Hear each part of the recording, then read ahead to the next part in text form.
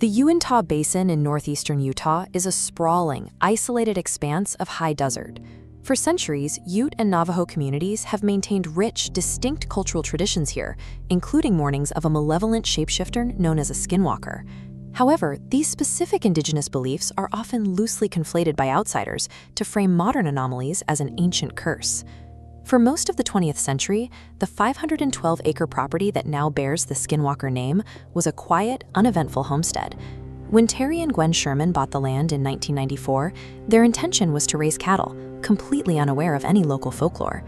Over the next 18 months, the Shermans reported a staggering array of phenomena.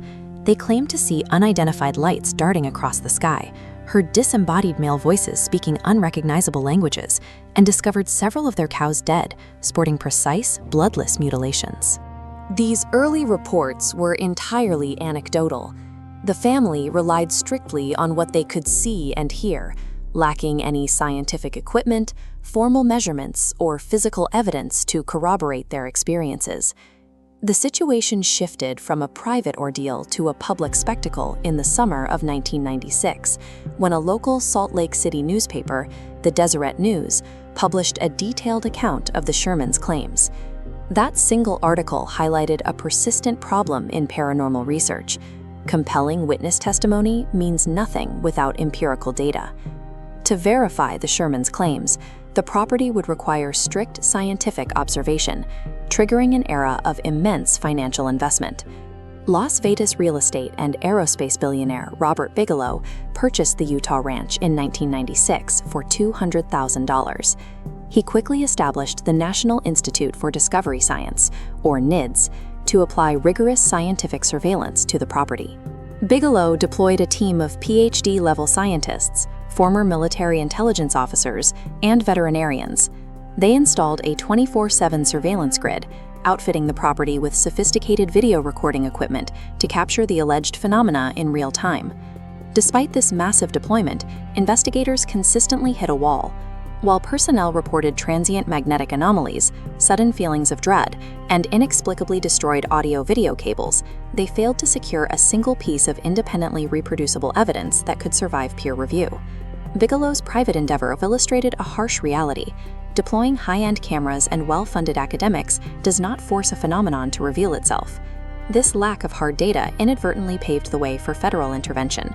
In 2008, the investigation moved inside the federal government, prompted by Nevada Senator Harry Reid.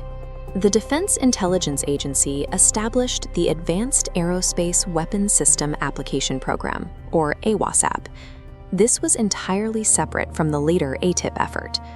The Defense Intelligence Agency awarded a $22 million contract to Bigelow's own aerospace company, shifting the ranch's surveillance under a classified government umbrella.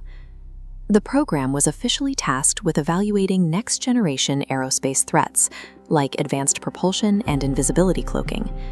Yet its contractors also spent government resources investigating unverified reports of shadow figures and interdimensional phenomena at the Utah ranch. This diagram illustrates the path of that $22 million federal contract.